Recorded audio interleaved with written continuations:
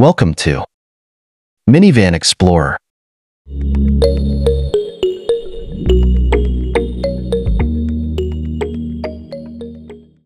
Ang defensive driving ay isang uri ng pagsasanay para sa mga driver ng sasakyan na higit pa sa pagkatuto ng mga batas sa kalsada at mga pangunahing mekanika ng pagmamaneho.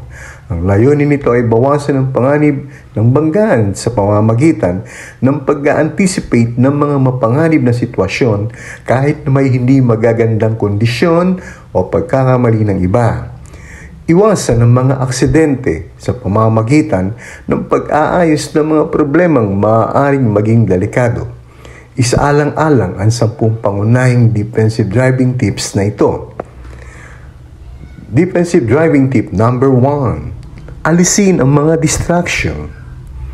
Sinuri ng mga siyentipiko ang mga dahilan sa likod ng malaking bilang ng mga aksidente sa kalsada bawat taon. At ang pinakakaraniwang sanhi ay ang pagkakadistract ng driver. Dahil dito, ang pag-alis ng mga distractions ang number 1 sa 10 pangunahing defensive driving tips. Limitahan ang mga distractions sa loob ng sasakyan, tulad ng pagkain o pakikipag-usap. Defensive driving tip number 2, mag-focus sa horizon.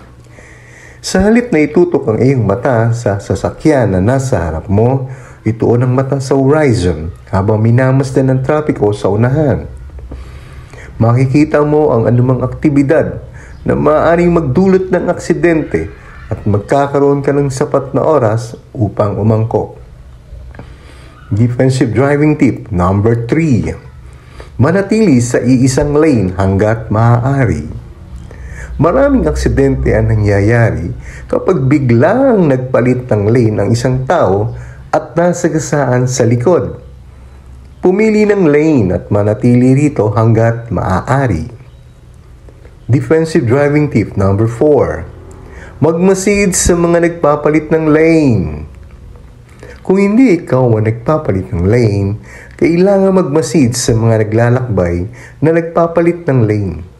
Maraming driver ang sumusubok na sumingit sa pagitan ng mga sasakyan, kahit na mapanganib ito. Bantayan ang lahat ng salamin upang makita ang mga nagmamadaling paparating sa iyo. Magbawas ng bilis kung kinakailangan upang hayaan silang lumagpas.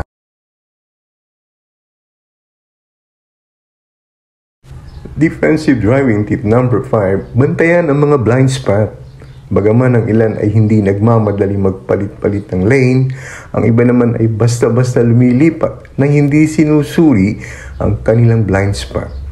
Upang maiwasang masagasaan ng ganitong driver, huwag manatili sa mga blind spot ng mga sasakyan sa paligid mo. Pwede kang magpabilis para makita kanila ng malinaw o magbagal upang magkaroon ng ligtas na distansya sa likod ng ibang sasakyan. Defensive driving tip number 6. Iwasan ang eye contact. Natuklasan ng mga siyentipiko na lumalala ang road rage kapag direktibang nakatinginan ang mga driver.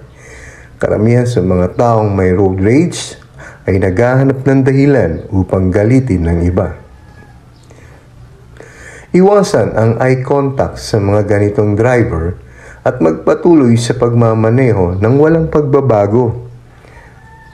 Defensive driving tip number 7. Tiyaking walang sasakyan sa intersections. Sa intersections nagaganap ang maraming aksidente. Maraming driver ang basta-basta na lamang nagmamaneho kapag nag-green light, ngunit hindi lahat ay humihinto kapag nag-red light. Suriin ang kaliwang bahagi para sa mga sasakyang hindi sumusunod sa red light at tingnan din ang kanan bago ka tumawid sa intersection. Defensive driving tip number 8. Alamin ang mga patakaran sa pag-iwas or swerving. Mahalagang mag-swerve lamang kung hindi mo na mapipigilan ng aksidente sa ibang paraan. Upang ligtas na mag-swerve, tiyaking walang sasakyan sa lane na lilipatan at bumalik agad sa iyong lane upang maiwasan ang iba pang problema. Defensive driving tip number 9. Panatilihin ang layo sa mga masasamang driver.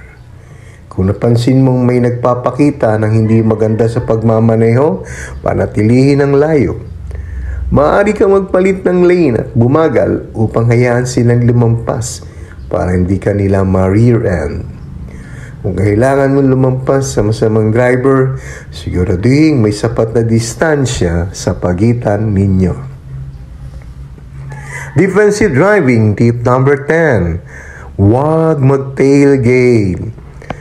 Kapag masyadong malapit ka sa sasakyan sa iyong unahan, pinapataas mo ang tsansa ng aksidente dahil kulang ka ng espasyo para maiwasan ito. Subukang manatiling 3 hanggang 4 na segundo sa likod ng sasakyan sa unahan. Kung mas malaki ang iyong sasakyan, kailangan mong magbigay ng mas malaking distansya upang magkaroon ng sapat na oras para huminto. Ang tailgating ay laging kasama sa mga pangunahing defensive driving tips dahil may mabuting dahilan. Sa pagsunod mo sa mga pangunahing defensive driving tips na ito, mapipigilan mo ang mga aksidente sa pamamagitan ng pagiging mas maingat sa mga nangyayari sa paligid mo. Naway, meron kayong natutunan at nadagdagan ng iyong kaalaman ukol sa pagmamaneho. Keep safe drive always. God bless. I feel like I'm losing my mind. Is everybody in the world blind? Please, Lord, give me a sign, a sign. I feel like I'm losing my mind.